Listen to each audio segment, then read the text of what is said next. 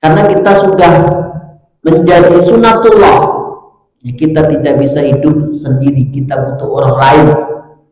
Bahkan Rasulullah SAW menjelaskan, al-mu'minul ladzi yukhalitun nas, orang beriman yang bergaul dengan manusia itu lebih baik, dan dia bersabar kekurangannya daripada orang beriman yang tidak bergaul dengan manusia dan dia tidak bersabar dengan kekurangan. Artinya kita itu tidak bisa hidup sendiri, sudah barang tentu akan bergaul dengan sesama manusia. Nah, aktivitas manusia satu dengan sama lainnya ada yang namanya aktivitas saling tolong menolong.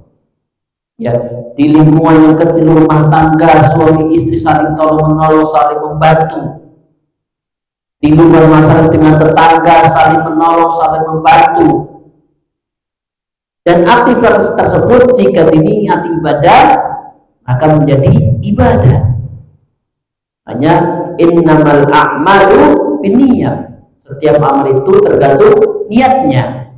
Dan ditegaskan lagi oleh Rasulullah SAW, kullu ma'rufin sadaqah. Setiap kebaikan adalah sedekah. Apalagi yang jelas-jelas itu diatur, diperintahkan. Dan sini tolong-tolong dalam kebaikan. Ya.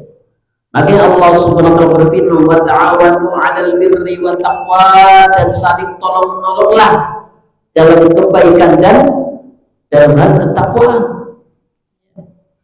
Jadi ada saudara yang butuh bantuan, ya, kita bantu apa yang kita punya. Lihat Rasulullah SAW, orang yang tidak pernah menolak jika dimintai bantuan. Ya, para sahabat pun demikian. Dan di dalam ayat lain, wal asri, demi masa, innal insana lafi khusr, sesungguhnya manusia dalam keadaan rugi, illal ladzina amanu, kecuali orang yang beriman, wa amilus salih, dan beramal saleh, wa tawassaw bil haq wa tawassaw bis sabr. Jadi orang itu tidak akan merugi ketika sudah mengamalkan 4 hal ini, jemaah sekalian. Salah satunya saling tolong menolong. Ya. Apa yang kita mampu berikan dari tenaga kita, ya kita berikan. Nah, istilah kita itu entengan. Ya, tetangga kita butuh bantuan, mungkin gentengnya bocor, ya kita bantu. Karena kullu ma'rufin sadaqah, setiap kebaikan ada sedekah. Yang lain, kullu sulamin sadaq, setiap persendian itu ada sedekahnya, jemaah sekalian. Setiap persendian kita ada sedekahnya. Ada orang minta petunjuk jalan, kita beri jalan petunjuknya, itu sedekah. Ada orang menyeberang, kita seberangkan, itu sedekah. Ada orang mau menaikkan barang-barang kendaraan, kita bantu, itu sedekah, jemaah sekalian. Itulah hebatnya orang beriman. Banyak ajaran di amri mukmin, sungguh menakjubkan orang-orang berurusan orang beriman. Kenapa? Kulluhum khair, semuanya baik. Kapanpun yang bisa mendapatkan pahala, dimanapun berada, sehingga 24 jam bisa panen pahala. Dia tidak hanya mendapat pahala dari haji, dia mendapat pahala tidak hanya dari sholat, tapi dimanapun dia mendapatkan peluang kebaikan, dia ambil. Jadi dia mengamalkan sholat ini, illal ladzina amanu wa amilus shalihat wa tawassaw bil haq wa tawassaw bis sabr. Kata Imam Syafi'i bahwa ayat ini sebagai peringat bagi orang yang lalai, agar dia peduli dengan sekitarnya, agar dia punya rasa empati, peka. Ya, ini bahasa Jawa apa ya? Intinya itu ada orang butuh bantuan, tanpa diminta dia sudah paham bahwa dia butuh bantuan, tanpa menunggu, apalagi tanpa viral di media sosial baru kita berikan bantuan. Tidak. Jadi muslim itu peka, empati terhadap sekitarnya. Ketika ada yang perlu dibantu, kita bantu. Jadi sekarang berbahagia yang dirahmati Allah Subhanahu wa taala, Yang dimaksud ta'awun adalah saling membantu, saling menaungi, saling ngopeni salah satu di antara yang lainnya.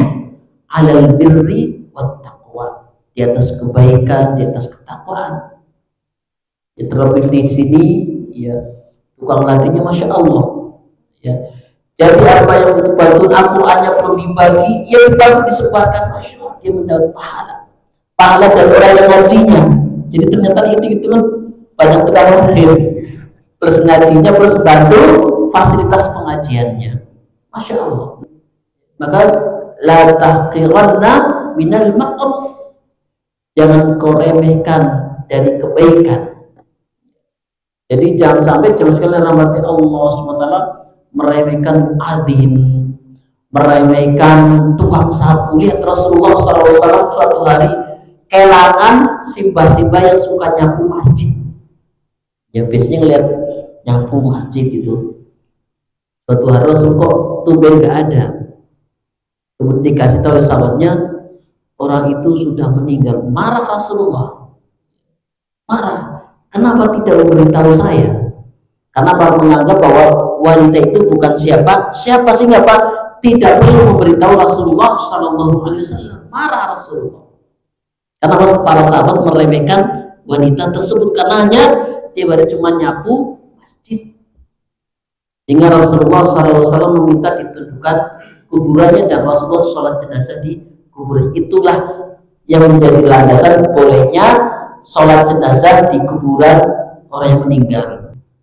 Jadi yang dimaksud ta'awun adalah saling membantu, saling menolong, saling ngopeni, empati, peka terhadap lingkungan sekitarnya dalam hal kebaikan dan ketakwaan. Paling yang dimaksud kebaikan adalah fi'lul khair, perbuatan baik apapun jenis kebaikannya. Makanya tadi Rasulullah SAW mengatakan la tahqiranna minal ma'ruf, jangan engkau sekali-kali meremehkan dari kebaikan.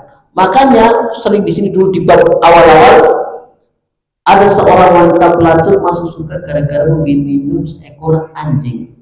Mana titik yang menjadikan dia masuk surga? Karena keikhlasannya memberi bantuan kepada anjing. Wa taqwa, ya, yaitu takwa adalah seorang berhati-hati dari keburukan. Maka jangan sekali dirahmati Allah SWT, karena kita tahu bahwa manusia itu ya terkadang dihadapkan pada dua pilihan. Ya. Dia melakukan ya sesuatu pada dua kondisi. Yang pertama, ada orang yang dia bisa istiqomah di atas kebaikan. Ya, dan semoga kita termasuk itu. Jadi kita semoga yang menjadi niatan kita selamanya adalah kebaikan. Ketika berpikir terhadap sesuatu yang diambil adalah kebaikan, husnudon, bukan malah seperti mentar suudon. Ada orang begini yang dikedepankan adalah sungguh tidak. Orang beriman yang dilihat adalah sisi baiknya. Jadi ada orang yang kecenderungannya, kebiasaannya dia selalu baik. Pilihannya adalah kebaikan dan kebaikan. Maka kata ulama, seseorang itu ketika beraktivitas akan selalu berhadapan pada dua hal. Ketika kosong dari kebaikan, sudah barang tentu setan akan memberinya peluang masuk kepada keburukan. Jadi yang kedua, ada orang yang cenderungannya kepada keburukan. Hati-hati jemaah sekalian.